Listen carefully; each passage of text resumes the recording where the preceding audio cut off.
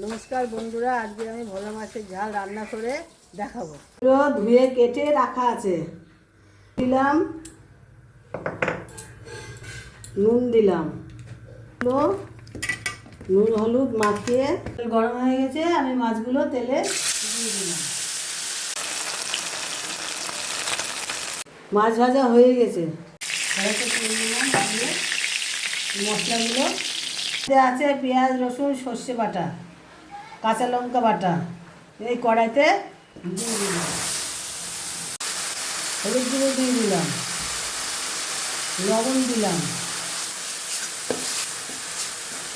কষানো হয়ে গেছে, এবারে জল দিয়ে দিচ্ছি। আমি কয়েকটা কাঁচা লঙ্কা দিয়ে দিলাম।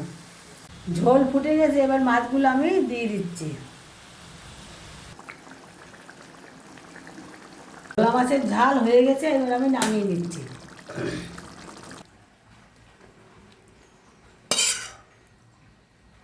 এই রেসিপিটা যদি আপনাদের ভালো লেগে থাকে, এই চ্যানেলটির পাশে থাকবেন।